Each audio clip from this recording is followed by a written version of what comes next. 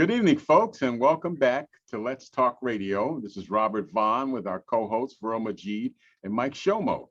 As you know, we bring you items and things and people that are of interest to Cleveland on this show. And we have somebody who's going to be very important to Cleveland, who's been very important to Cleveland for a while and might be even more important.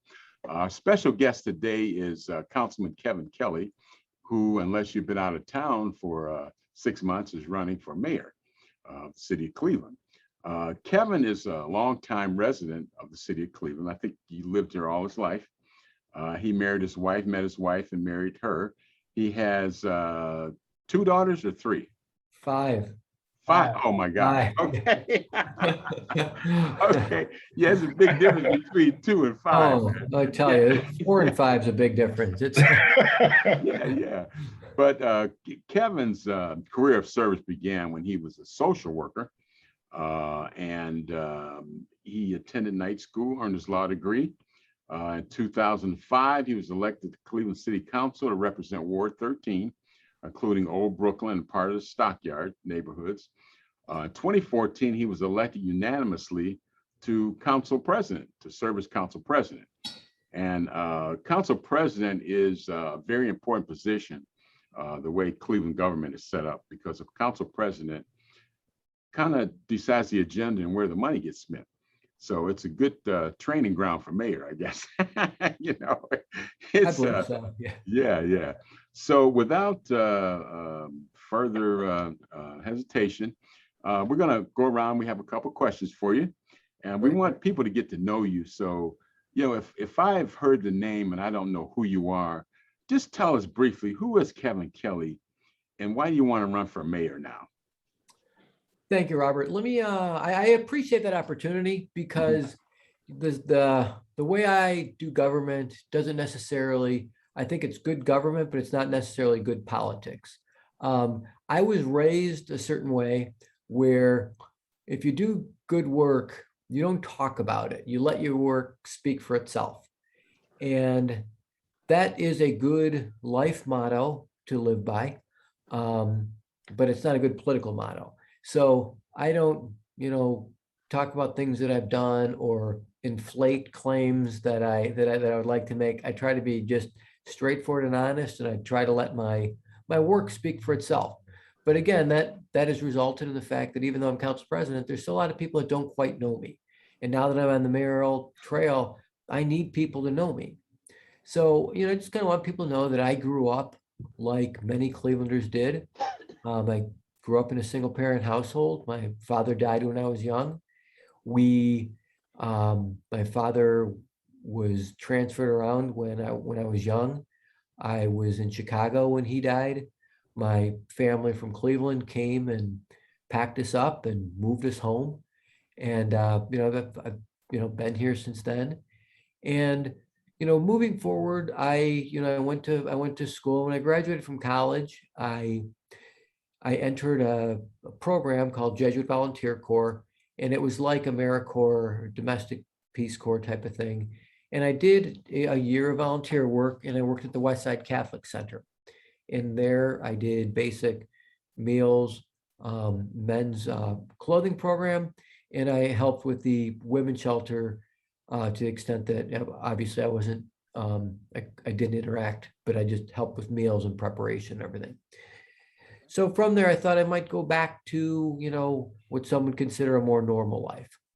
But I, met some people, and Recovery Resources, then known as Neighborhood Counseling Service, had an opening where they really needed somebody to be a mental health case manager. And they said, can you just do this for us for a short period of time? And I said, we said, yeah, I did. And in doing so, I began working in the community, trying to assist mentally ill adults with housing, with income, and with healthcare. Those are like the big 3 goals. And we're doing good. Along the way, I really started, developing, my relationships, really started developing an appreciation for the needs that Cleveland has. And I just kind of decided that I was going to stay in the field. So after a couple of years, my Recovery Resources just offered to help pay for my master's degree, and if I would stay longer, I agreed to that. I got my master's degree in social work from Case Western Reserve. Worked at neighborhood counseling service, recovery resources. I left. I went to community assessment treatment services, and that was a great experience because I was the first director of the program. And when I started, we were given the old nurses' dorm at the old St. Alexis Hospital, and there was nothing. There were no beds. There were no fixtures. There was no program. There was no staff. And I had to build that from the ground up. And that was a great experience. Okay. Fast forward, I went back to recovery resources. Last job I had was I was the manager of our contracts with the Cleveland Municipal Court and the Court of Common Pleas. There, we worked with the court and with the probation department and with defendants to put together a plan where mentally ill adults could live in the community. We would help them. We would set up a plan where they would see our doctors, where they would get their AANA meeting set up. We would seek housing. We would make sure they had income. We would make sure that they were able to live in the community. The whole goal being, there were programs to make sure that people could live in the community and not the criminal justice system. So, long way of me getting to why I want to be mayor. While I was doing my service, while I was working in the neighborhoods, while I was in the jails, while I was doing what I thought was, important work for our community, I realized that much of the decisions about whether my programs would be funded the next year, whether they were a priority, were made by people above me, but in policy or elected positions. And I realized that, any one year, this could be gone. Or who would I advocate for if I thought that a program needed to be expanded or more dollars needed to go to it? So that's where I really just kind of made the link that if I consider myself an advocate, which I did for people in need, and when I was a social worker, the higher level for me would be to be in an elected position, so I could direct the policy. I could make sure that my priorities for the community got met. So that is kind of how I came to the idea that, I always had this idea, but this furthered my idea that, politics can be a noble profession. I believe that government is good while there are some bad actors, as in any organization. Generally speaking, government can be an agent of good and of change and to move things forward. So I want to run for mayor. That's what brought me there. And I take all those beliefs and values, and I believe that our best days lie ahead. I believe that we can't go back to our pre-COVID days. I think we need to build the Cleveland that we can envision together. And I think we all work together, we can get there. Okay. Well, you certainly have had some preparation for mayor, which I think is good. I don't think it's kind of like if you need open heart surgery, you don't want me learning on the job. You want somebody, right. Somebody that's done it before. Verl, you have a question for the councilman. Yeah, Councilman, it sounds like I was very impressed by your resume, and sounds like you're going to hit the ground running. But my question was, and you kind of answered it, but what makes you think that you are, or why do you feel like you're the best choice for mayor of the city of Cleveland and to lead this city forward? Great. Cleveland is in a fragile place right now. COVID has changed the what used to be our normal reality. We have seen a tremendous spike, an unexplainable spike in violent crime. We have seen an economy where the people that have been hurt the most, women, people of color, restaurants, small business, hospitalities, they were hurt the most by this. But now as you try to claw out of this, those same small businesses can't find people to work. But yet at the same time, we see lines for cars lining up for the food bank in the Muni parking lot, which we've never seen before. So because we now have all of these complexities that are facing us, it is now more important than ever that we have a mayor that is ready to be mayor on day one. We cannot wait. There cannot be an 18-month onboarding process. The issues that are facing us are critical, they are real, and they are now. And there is no time to learn how to build a staff. There's no time to understand what, you know, what funding sources are available for what program, or, you know, what is permissible. The solutions need to be drafted, crafted, and executed on day one. Mike. That's awesome, yeah. Okay. You Well, know, Verl, did you have a follow-up question for the councilman? Oh, no, I'm gonna let Mike go ahead. I have some more questions for him, though. Okay. Okay, welcome to our show. thank you. Tell me this, there's been so many negative things that have happened in Cleveland and the way they look at us. And it was 2 months ago, I read an article in the paper, online that says, Cleveland was like the #1 stressed out city in America, and dealing with a lot of the crime and the people, the apathy of the people in Cleveland. I was surprised when I ran for council and we probably lost in the primary. But the thing is that the apathy and the people that's not registered to vote, how do we get the changes? And we know there's a lot of things that have to, because you've probably seen every profile of every ward in the whole city, but in looking at those things, what would be your list of top priorities? The three priorities that you have to take care of right away. So the first priority that we have to take care of right away is crime and safety. Like I said before, there is an unexplainable spike in violent crimes. The number of murders, number of shootings. We're not going to be able to stabilize this community if we can't get safety right. And we have to do so in a way knowing that the state of Ohio is always going to stand in our way when we try to put in place any common sense legislation regarding guns. So we've got to deal with public safety. We need to make sure that community policing is real. We need to look at neighborhood mini stations. We need to make sure that the men and women of the division are walking the streets on foot patrol, bike patrol, that we have an active community relations committee in every district, that we have an active community service unit in every district.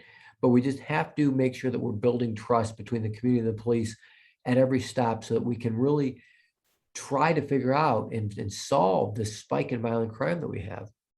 The second one would be access to opportunity. Right now, we have a problem that it's hard to get your brain around, because how can we live in a community where we have thousands of open, available, high-paying jobs, but yet within the same square mile of these institutions, we have unemployed people, underemployed people that are yearning for opportunity. We have a crisis where our citizens are not trained and educated to participate in these high-paying career, put food on your table, buy a house, buy 2 cars, and put your kids through college careers. We've got to deal with the lack of access to opportunity. And the same goes with broadband. We have to make sure that we cannot be the least connected big city in the United States of America. That won't work. We're not going to move forward if we don't provide digital access to everyone. And finally, the third one, you asked me for 3, so I'll just give you the third, which is neighborhood health equity. When I'm mayor, your health outcomes and your life expectancy will not be determined by your zip code. And that does happen right now in Cleveland, Ohio. And we need to take a different approach to what we're doing. We need to look at what we're doing with our, how we're treating public health. In the neighborhood I represent, we treated public health as a community development issue, because the community can't develop without a healthy community. We did surveys. And again, we weren't asking, are you on medication? When did you see the doctor? Any of those. We asked the questions of, do you live near a park? Do you have access to fresh food? Do you feel safe in your home? Do you have a job? Is there a school you can send your kids to? Do you know your neighbors to the left and the right? And we use that to build activities. We use that to tell us what policies we were going to do. We use that information. I was surprised to find out the number of old Brooklyn residents that were on SNAP. But what did we do with it? We set up a farmer's market. We set up a farmer's market and made sure that they accepted SNAP. We set up a farmer's market, made sure they accepted it, and we provided transportation. We provided a shuttle that went all around the community to bring people to this place where you can get fresh food, and more importantly, promote social connectedness in our neighborhoods. It was a time where you can talk to your neighbors, meet with your neighbors, and just gather together. So those are the types of things we have to do as a city. Yeah, all right. Well, Well, Kelley, let me just jump in for a second. Yeah, right. you kind of touched on one of the questions I was going to ask. The current and previous administration, one of the problems I think they had, the biggest problem was there was a lot of focus on getting money and things to downtown and developing the downtown, the lakefront, that kind of thing. But I felt like the neighborhoods were really neglected. And so my feeling is the challenge for the next administration will be how to fix these neighborhoods so they can connect with downtown and we can really grow this city back to where it was. Because Robert, I think you had found a statistic one time that one time Cleveland was the wealthiest city. It was the wealthiest city in the world in the early 1900s. It was the #1 producer of motorcycles, oil. Rockefeller controlled 98% of the oil business. It was the #1 city for mining, Hanna Mining, American shipbuilding.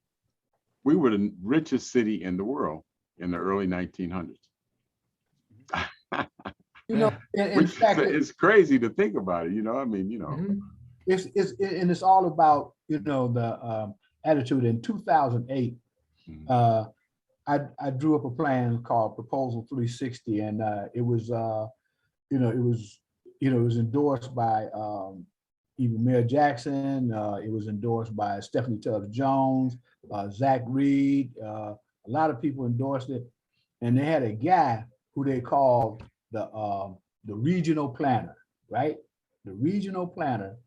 And when I talked with him, because that's who the mayor asked me to see about this, and I don't know if you remember the Clement Center between 79th and Woodland. Okay, we wanted, it was down. We wanted to turn that into a training facility that would train in so many different areas and stuff.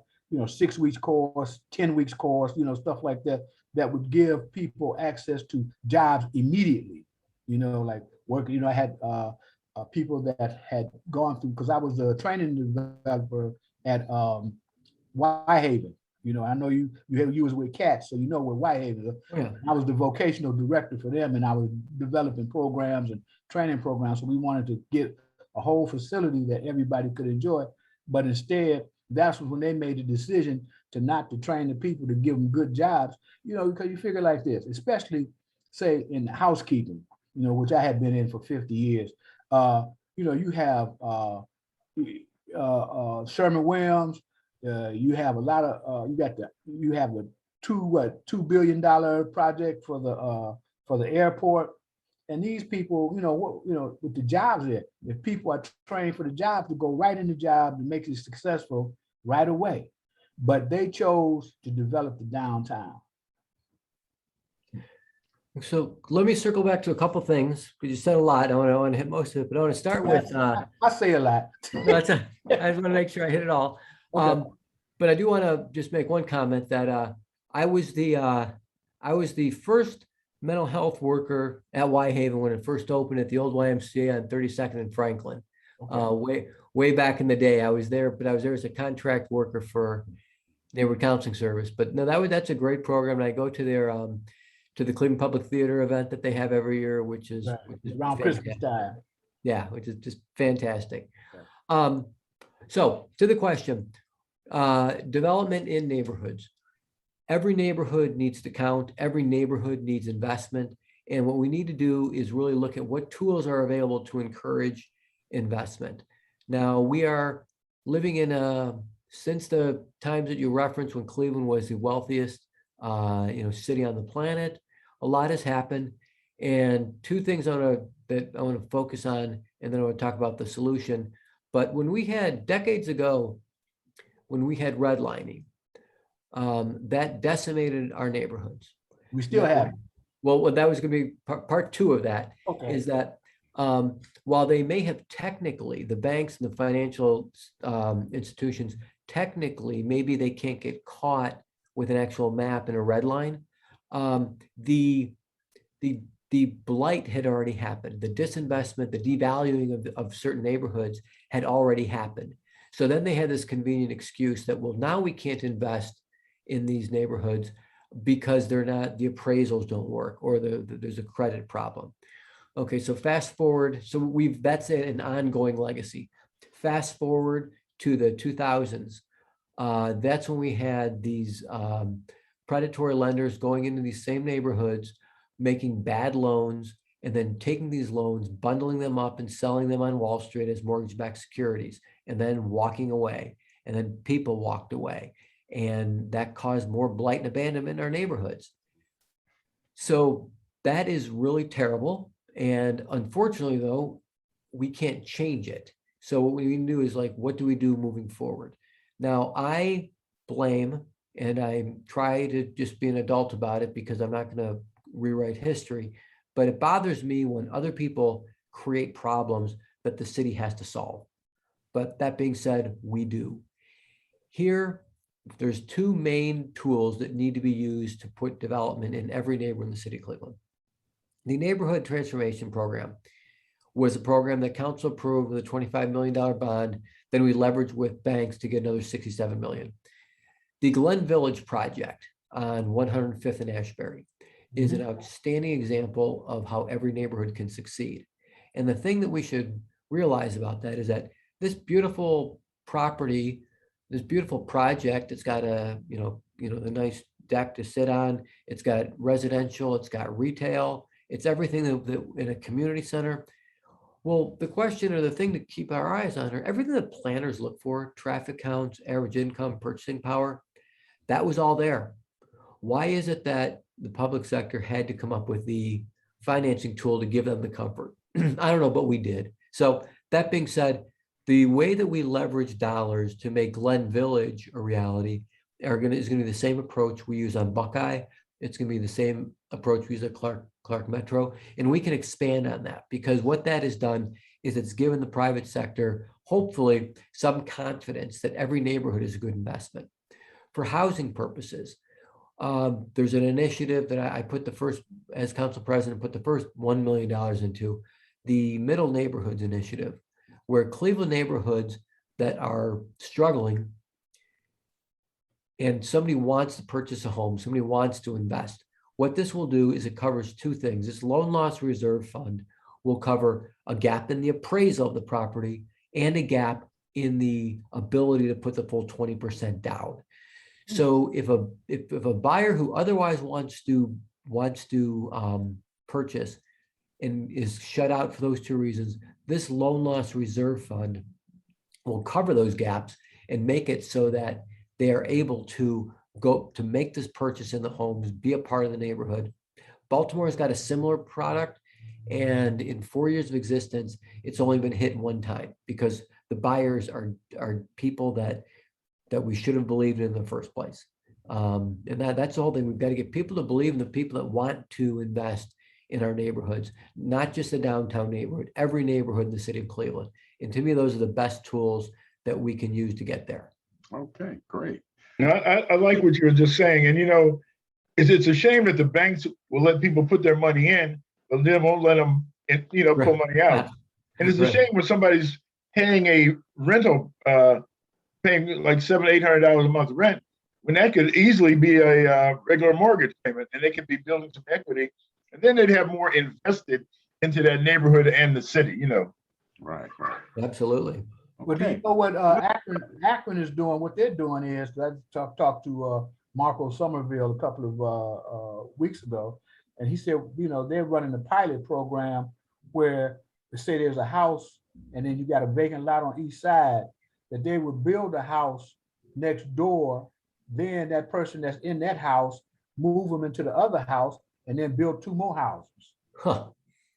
Right. Oh, okay. Well, Yeah, that was another thing I was going to ask you. These vacant lots all over the city. Is there plans to put property in there?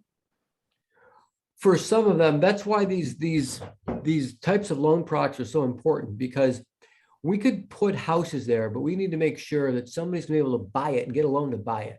Mhm. So there are, I forget the number, but there are many projects that are happening on vacant lots.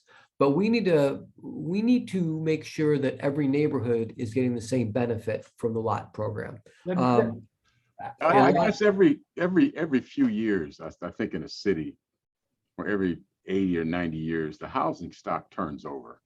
Mhm. Cleveland has a lot of Cleveland is an older housing stock. In terms of new construction, how do you see that kind of unfolding in terms of new developments, new construction? Because a house is only good for what, 80 or 100 years maybe, and you got to replace it. So Right. so what are your thoughts on that, or what programs might be available to address new construction? So I think that new construction is extremely important, and I think where the available real estate right now, much of it is on the east side, and that's where we need to focus our next development opportunities, because many more of the east side neighborhoods were decimated by the recession of 2008, 9, and 10 than other neighborhoods. So we need to encourage new construction, because the houses that were built in Cleveland, most of them were built, pre-World War II. Definitely, well, let me just say they're World War II era, or some are beyond that, but for the most part, we have an older housing stock. And as we move forward, we have to understand that while I may be okay with a certain size house, I don't need a lot of square footage, I don't need any McMansion. There's a lot of people that do want a bigger house, or they do want more bathrooms. In the neighborhood I live in, I had a standard colonial with 1.5 bath, one bathroom upstairs and a half bathroom downstairs. And as life went on, as my daughters started Five moving, girls, yes, girls. yes, you're exactly right. I've got 10 girls. Okay, so you know what I went through. Oh, yeah. Yeah, and you know that the bathroom is key, and Yeah, for the kids. yeah, and the number of houses in my neighborhood that had multiple full bathrooms, it was very minimal. I was fortunate to find the house that I did that actually has it, but we need to make sure that we're providing the type of housing that people want to buy. Right. We need to make sure that we're dealing with safety and schools on the front end, but then again, we need to make sure that we are building the houses that people want to buy. A lot of people like classic cars, but a lot of people still like to buy something new. So I think we need to just have a mix of that. But we have a lot of great housing stock, but again, doesn't meet everyone's needs. So that's where we really need to use our new construction dollars and our new construction vision to encourage that where there are vacant lots. Let me say this, when I was campaigning, and one of the things that I wanted to do was build 270 new houses in Ward 4. Okay, 270. And I came up with that figure because there's 27 vacant lots on my street alone on Griffith. Mhm. And I said there had to be 9 more streets like mine, which it was. And to build a house for $185,000 and have it, different designs of it. Because one thing that they did on Huff when they were building them $500 million homes down there, the thing that was going on was that they had property where the houses were falling apart and they weren't doing anything about it. I wanted to create a situation where that we would have come up with a design where the house could fit a person's, whatever it is, their budget and everything and their lifestyle. But an older house could be upgraded to look like it's part of the neighborhood, not, make it look better. But see, the banks would have to be on board with that. I mean, the banks here, Huntington Bank, they had a thing called a lift loan. I knew 7, 8 people, including myself, that applied for that lift loan. Nobody got it. And it was supposed to be so relaxed till it wasn't funny. But I said, I own my home. I don't owe no mortgage on it. When taxes come, I pay my taxes. I have a building that we put in a bakery on 123rd and Forest, and it's paid for. And they denied me a $50,000 loan, which I didn't really ask for. The bank manager said, hey, Huntington got this great loan. You're good for this. And he said it just hurt him so bad that he was disappointed. I said, look, man, they're turning down everybody. I think it's just a farce myself. But we have to get the banks on board on this. Yeah. You know what? Moving along, one of the things that a lot of people is high on a lot of people's lists are the schools, the Cleveland schools. What is your plan, or how do you see the Cleveland schools improving? Because one of the things that drives people wanting to move into neighborhoods, that drives property values, is the quality of schools. If a community has good schools, then I think a lot of times you'll see newer construction, and you'll see more investment, small business investment, because it's a place where people will want to be. How do we go about getting the schools back on track? Because it seems like for the past 15 or 20 years, it's like, oh, we're getting better. We're getting better. We're getting better. But are we really getting better? And how do we, how do we turn that corner on the schools? Excuse me, Councilman Kelley, before you answer that, I just wanted to add one other thing to that. And would you also talk about charter schools when you answer this question? Sure. Okay, thank you. All right, so let me go in semi-reverse order, but I'm hitting the same themes. I've had my kids in Catholic schools, partner charter schools, and CMSD schools. And so far, CMSD has been the best experience that we've had. And I say that to say, but I know that that's not consistent across the district. Right now, we have schools that that do perform, but it's more like we're doing a building by building analysis. You don't have to, we can't talk about the whole system as being elevated, but it just seems we have to have the approach that if certain buildings within the school district are high performing, can't we take enough from those? Isn't there enough similarities where we can take what we've learned from those successful schools and model that elsewhere? Best practices. We have best to. practices, yeah. Yeah, best practice, because we have a situation where we have, if you look at the district, we have several shining stars in an otherwise struggling system. We need to have an approach that brings everybody up and not just these few buildings that are performing. And we really need to start instilling career readiness, career education, not in the 11th or 12th grades, but in the 5th and 6th grade, to give kids hope, to give our scholars hope that yes, if you perform academically, there is a future for you. Try to make sure that we promote SAST education more. It is unbelievable that we live in, I wish we had this when I was younger. We live in a city where if you graduate from a CMSD school, your bachelor's degree will be paid for. Your associate's degree will be paid for. Your apprenticeship program will be paid for. That is a fantastic benefit, but it hasn't really become part of our conversation yet. It hasn't really provided that hope to our scholars that has to happen. I think that these are the things to give people hope that if you succeed, if you just do the basics to perform at a CMSD school, you can have a college education. I think too often people think that they're not going to go to college, they can't go to college, so why bother? And I think that starts early. We've got to just reverse that narrative and start letting them know that there is hope, that you can, you go to this, you graduate from CMSD in 5-6 years, yes, you can be making $80,000 because this economy needs you. So I think just those are the things we need to do to lift the whole system. Councilman Kelley, let me just say, jump in. Hold on, Mike, 1 second, while we're still on the educational thing. One of the things also, like I'm very much for college. My daughters went to public schools, although I had her in high school in Beaumont. She won 5 scholarships, did very well. She's got her master's now. However, they say college isn't for everybody. At one time we had Max Hayes here, a very good performing trade school, and we took those trades away. And I found out that a lot of these construction companies that are building all these great buildings and new construction in Cleveland do not include people from the city of Cleveland. They go to West Virginia and get folks and get out of state. I don't think that's fair. We got people who are invested here. We need to get them working so they can become taxpayers and tax contributors, And let me say, it is when I was talking about when I did proposal 360 in 2008, that was one part of it. That in the education part of it, it says that if a student graduates from the Cleveland Public Schools with a C+ or better, they're automatically eligible for further education and a trade.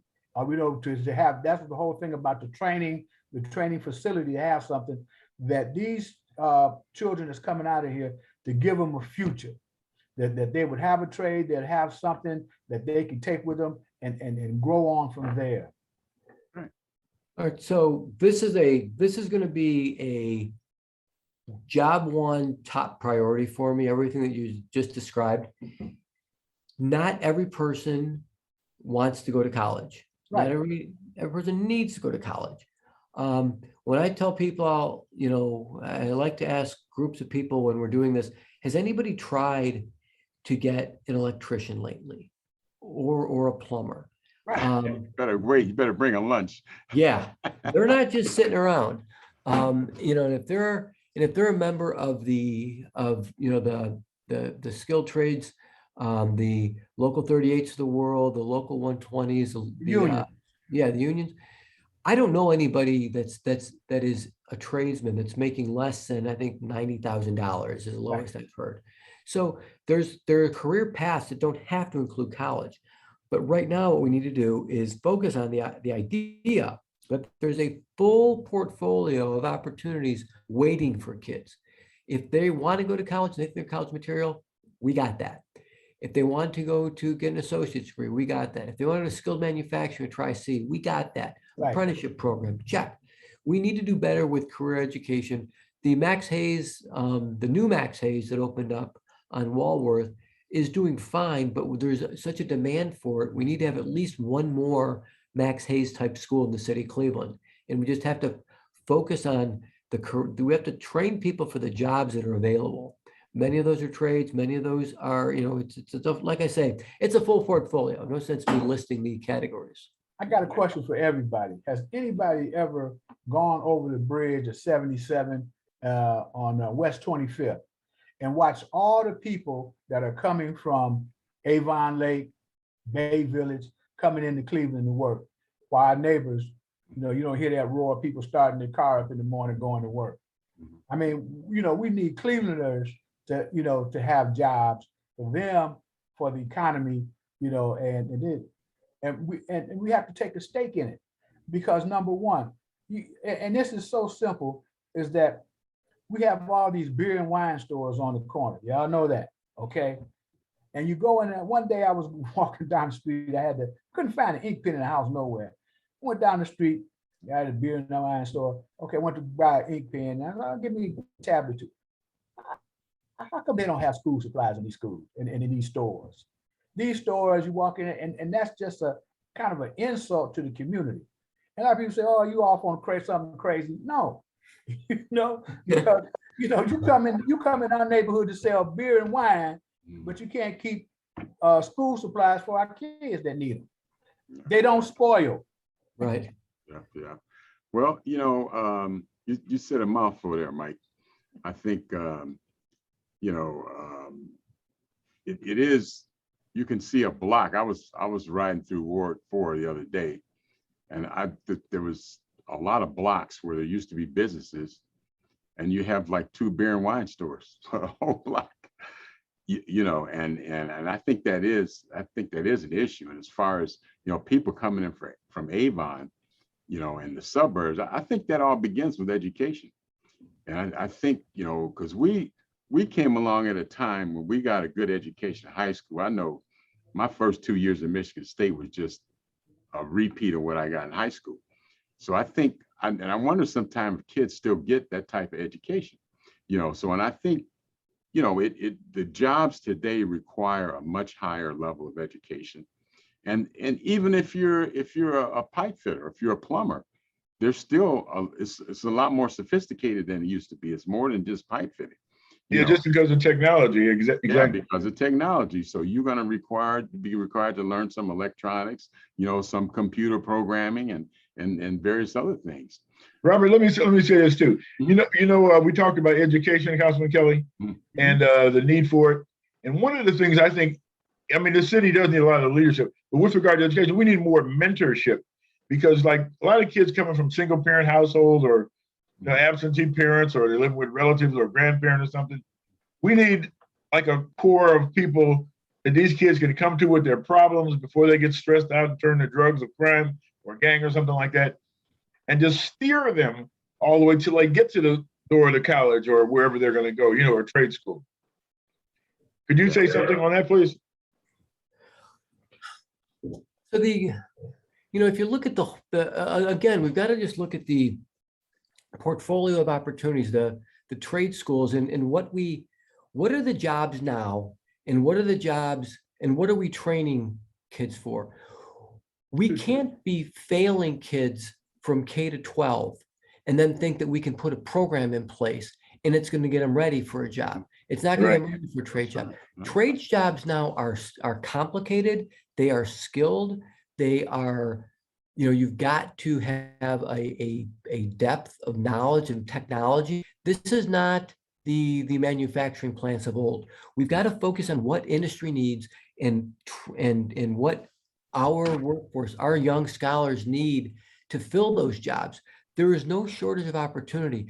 What we have lost in failing, we have failed to continue training kids for the trade jobs that are available.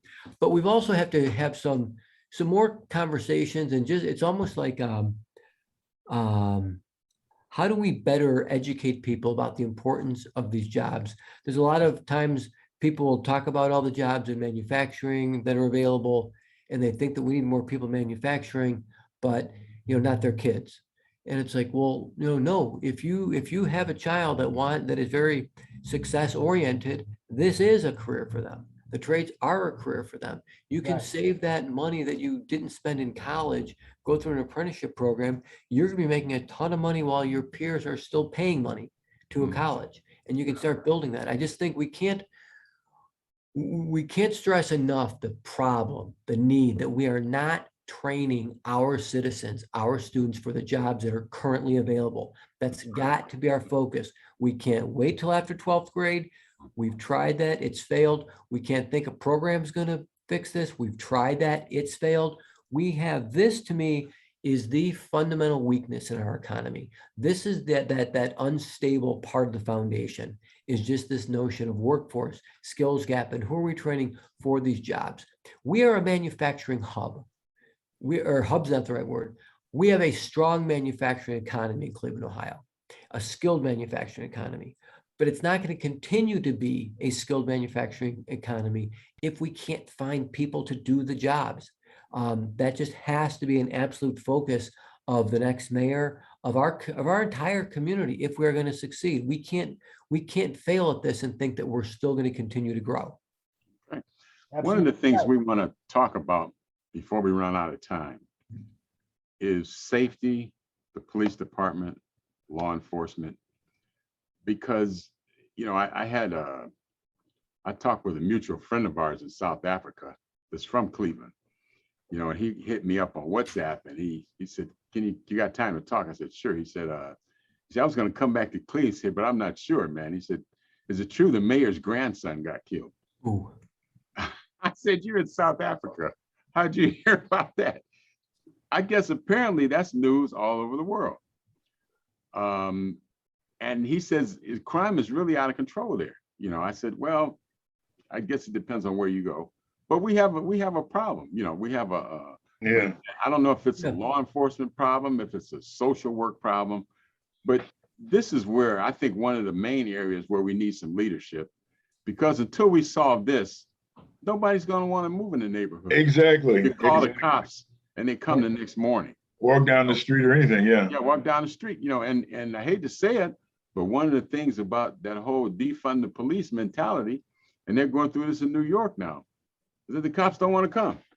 When I ordered from Home Depot two skids of floor tile where I'm building the bakery at, right? Where I'm remodeling, revamping the building. And they told me they was going to deliver between 2 and 6.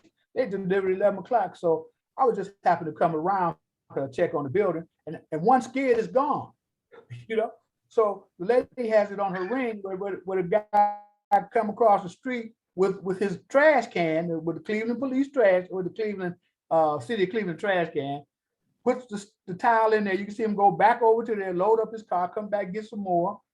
But anyway, I called the police, waited for a while till 2 o'clock. Then this happened at 11 o'clock in the morning. They called me at 12:30 at night and asked me if I needed the police to come out and make the report. I said, no, the lady who got it on her ring, she's at work. I said, we got to come over here in the morning. They said, well, you call in the morning then. I said, for what? For me to wait till 11 o'clock again at night?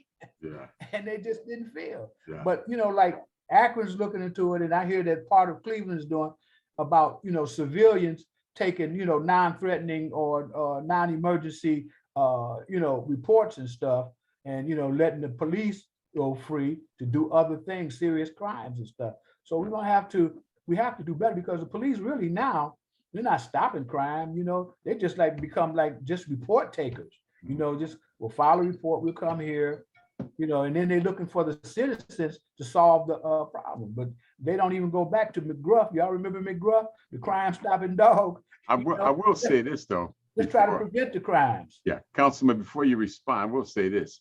If you want to see what Cleveland police do, get a police scanner some Saturday night or Friday night or Thursday night and listen to the police scanner.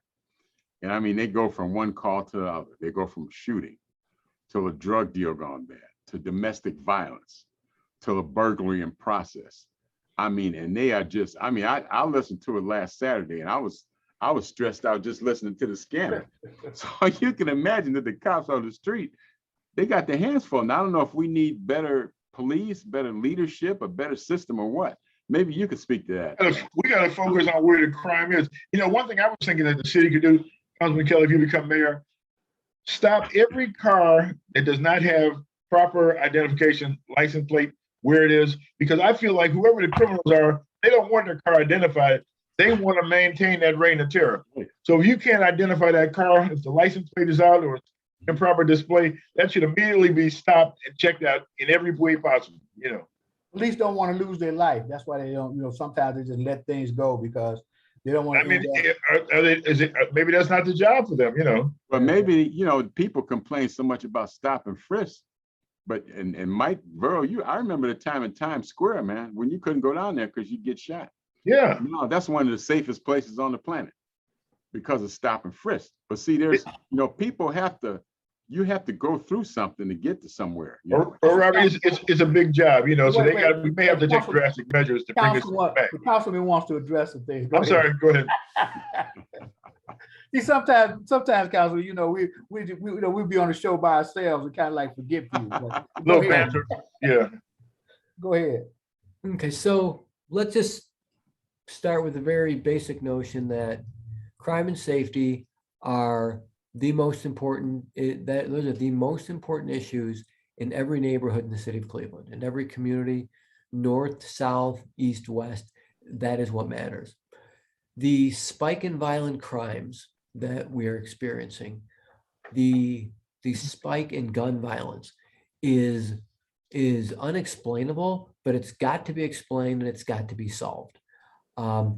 We are having a very difficult time right now recruiting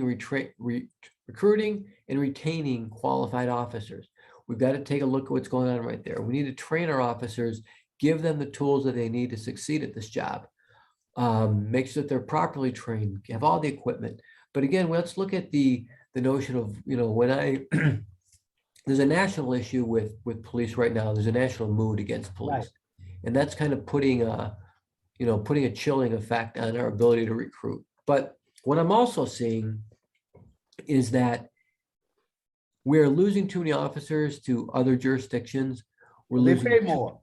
Right, that's an issue. We're losing too many officers that retire on their 25th anniversary, and when they're able to serve for another 8, the fact that we're losing them so quickly is a problem to me. So we really need to take a comprehensive look at policing and what we're doing police-wise. We need to institute real community policing. We got to have bike patrols, foot patrols. We got to have community relations meetings. We have to have an active community service unit that's going to respond to non-radio calls. We just have to do everything so we can build more trust between the community and the police, but make sure that we're supporting the police as well. We are down over 100 uniformed officers that council budgeted for. Yeah, we cannot go forward doing this. We have to figure out, we have to get more men and women on the force. We have to slow our attrition rate down. We have to make it that this career means something to those officers, that this is something that they want to spend their career doing. Right. Councilman Kelley, let me just jump in for one thing with regard to crime. I have a theory, like we talked about the spike in crime, violent crimes right now. Okay, coming out of COVID, people were locked in their house for basically a year. Don't go anywhere, mask up, this whole kind of thing. That's almost like being in jail. Can you imagine the stress that it put? In addition to that, the fact that when I was coming up, there were more outlets for young people to do. There were skating rinks, there were places to go for entertainment. We don't have that anymore, and unfortunately, when we do have some entertainment venues, there's a shooting or something, and then people don't want to come out anymore. But people got to have outlets. There's got to be a boys club, YMCA. These things have got to be open because these kids got all this bottled up energy to watch these movies, violent movies, John Wick, everything, and I think everything is settled with a gun, So we've got to create, not just beautiful housing neighborhoods and more police, but outlets where people can let their energy out, people can have fun, enjoy themselves. Think of Cleveland as a fun and enjoyable place to come to.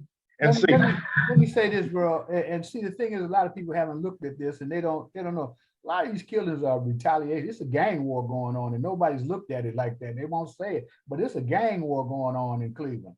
We gotta. Maybe they have to send some guys undercover. We gotta find out where these gangs hang out. Where they strategize. I don't know if they got to get a court order on top of your phone or whatever.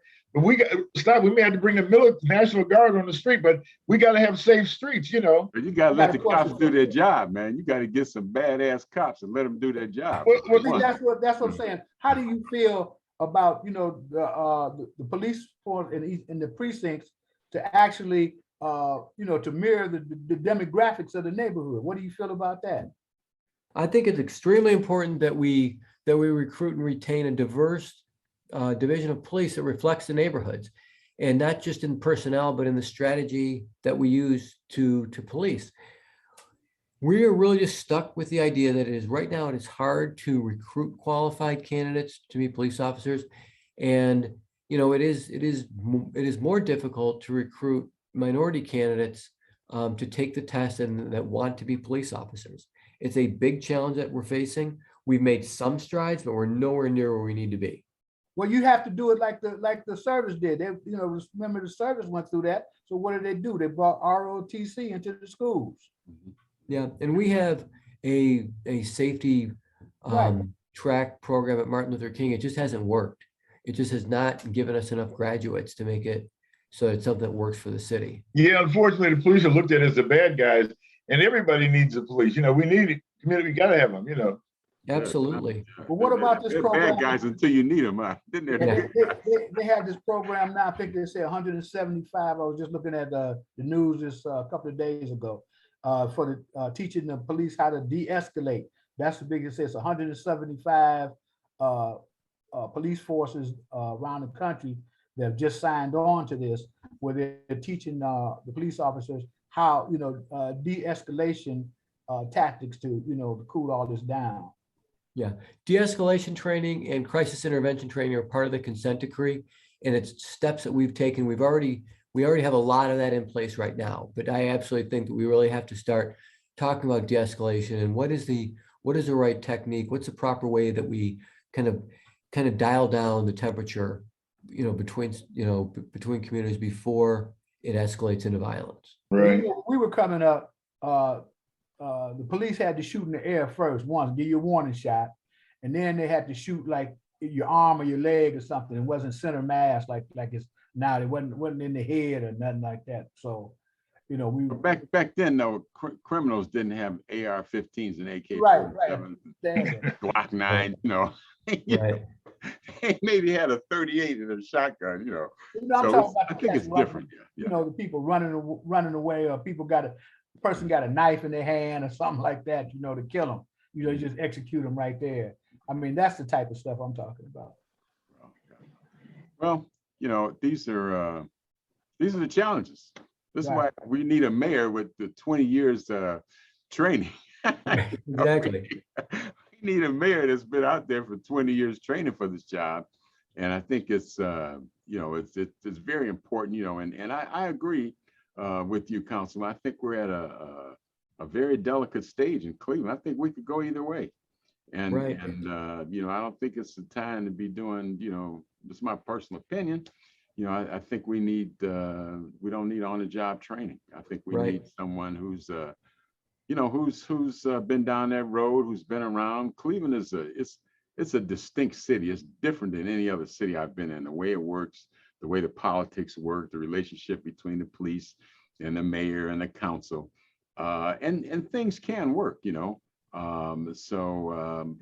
been very informative and enlightening having you on the show today. And I hope that our viewers got a better idea of who Kevin Kelley is and what he plans to do.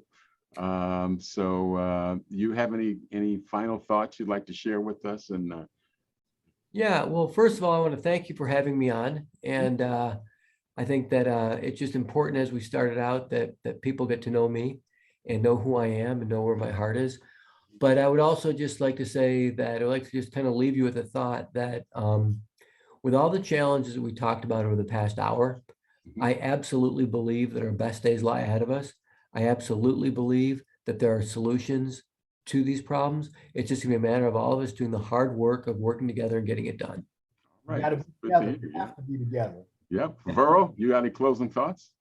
Yeah, just one real quick question, Councilman Kelley. I see a lot of improvement in several neighborhoods around the city, particularly like downtown and other neighborhoods. But what do we have to do to make Buckeye area like Larchmere? Larchmere, every time I see it, new development, and it's such a beautiful area, connecting Shaker Square, kind of anchoring that area. And what do we have to do to bring Buckeye back? Because I was raised on Kinsman, but I remember Buckeye with bakeries and restaurants and shops, beautiful place. And, and I've seen the change. What can we do to bring it back? Where the first step was Glen Village on 105th and Ashbury, the next step is Buckeye. Buckeye is part of the neighborhood transformation plan, as is the Clark Fulton neighborhood. So stay tuned, because a lot of great things are going to start happening. Okay. Okay, I might reach out to you. Please.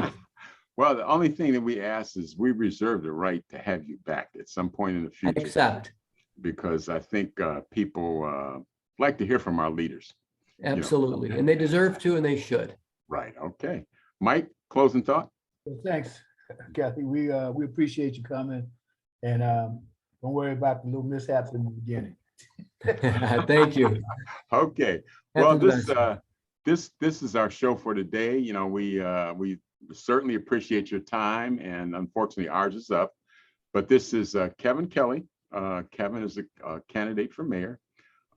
Google Kevin Kelley. You can find out anything you want to know about him. Been around the block a few times, and hopefully he'll be around a few more, and we can get the city back where it belongs. Absolutely. Yeah. So with that, I will say thank you and have a great weekend. All right, Kevin. Robert. Thank Okay. you. Thanks, All right. everybody. Thanks, Mike. Thanks, Verl. Okay, All right. Take care, all. all righty.